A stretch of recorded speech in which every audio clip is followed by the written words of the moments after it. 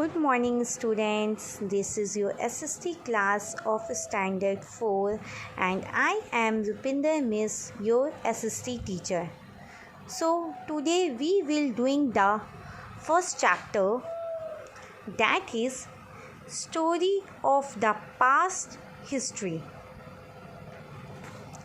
I would request you that those who are having books, please open it and take your earphones while watching this video. So before starting this chapter, I will discuss to you about 2 points, that is prehistory and history, and then we will move on to our this chapter.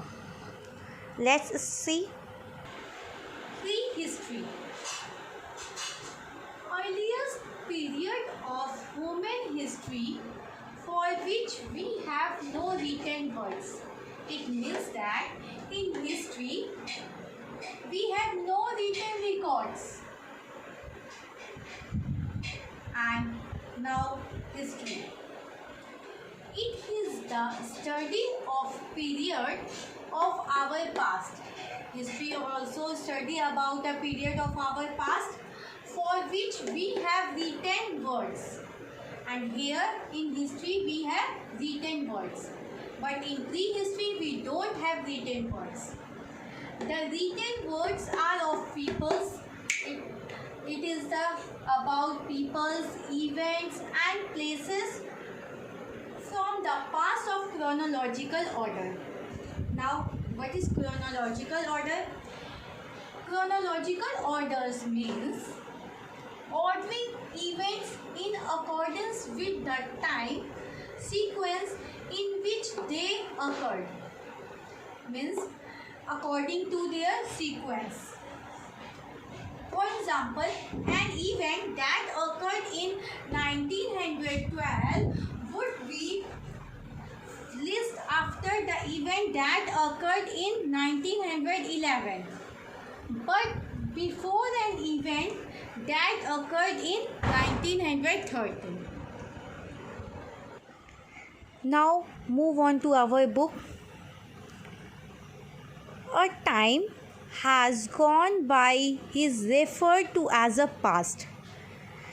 When you read or remember something that happened at an earlier point of time, it means that you are talking about the past. History is talking about our past. Now, understanding history. The word history has been derived from the Greek word histora. It means studying about the events of past and the reason they took place. So, history is defined as the study of past events in a systematic manner. As I have teach you now today only prehistory and history, that only means about history. Importance of studying history. Now start. History can be understood as the window into our past. Again and repeating that history is about our past. It helps us understanding everything around us. The study of history is not limited to just object but include people also. It means that study of history is not about a object only. It is study about peoples also. There are many reasons why studying history is important for us. Let us study some of them. A sound knowledge of our past allows us to relate our past or our present. We also understand why things and peoples are the way they are today. For example, long ago, peoples live in a cave and after that they learn how to make houses from wood and leaves, and after that they learn to make house with bricks and build strong house. Building of historical importance are called monuments, and building of historical places called monuments. These structures tell us about our glorious past. They tell us about the lives, beliefs, and knowledge of the people who lived during that time. For example, the Red Fort in Delhi was the official residence of Mughal ruler hundreds of years ago. Peoples like teachers, scholars, politicians, and leaders influence the lives of the peoples around them. History tells us how the viewpoints and decisions of the powerful personalities affected our society. For example, we will take the example of Mahatma Gandhi, a great leader. Mahatma Gandhi played an important role in our India's independence from the British. His idea not only guided the people who lived during that time, but are studied and followed by peoples even today. Means the view and the idea which Mahatma Gandhi has given, it is not ended in that time only. We study also about Mahatma Gandhi. There are many more leaders like Jawaharlal Nehru.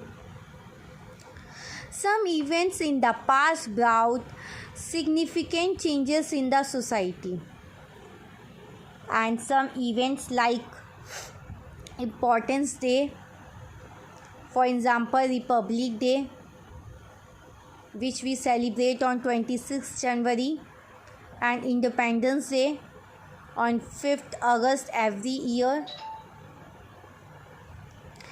And now in brief I will discuss about the importance of study history.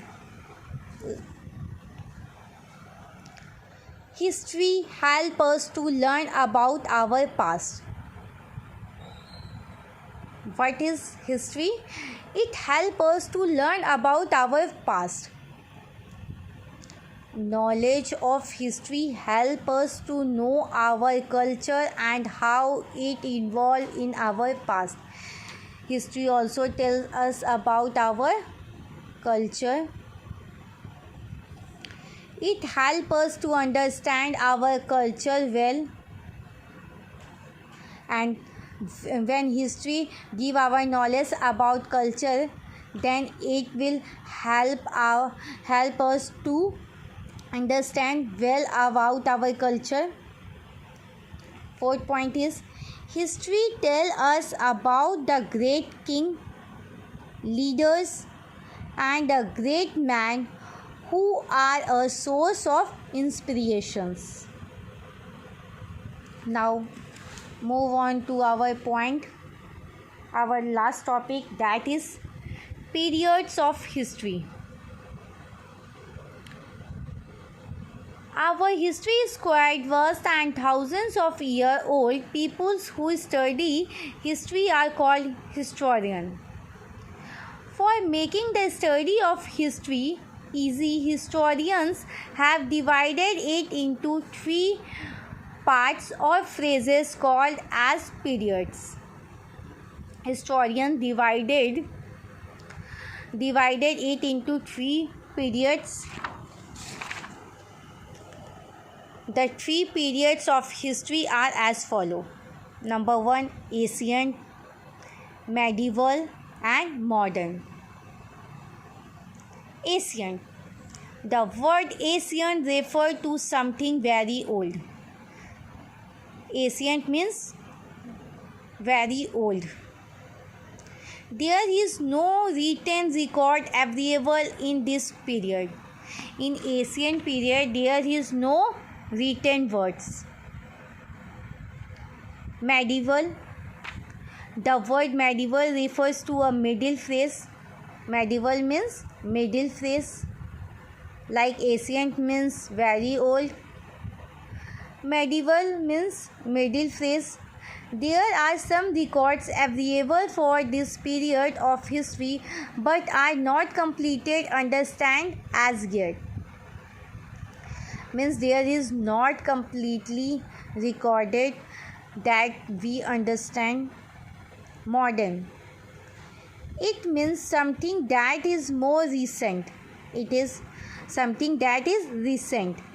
In this period, for which written records are available and there are sources available for its study. And in modern history, we are having source for learn, for study and give knowledge.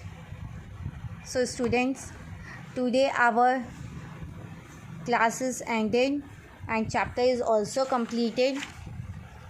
I will discuss you question answers in next class, or I will give the answer on Teno, but you have to do this fill in the blanks, true and false, by yourself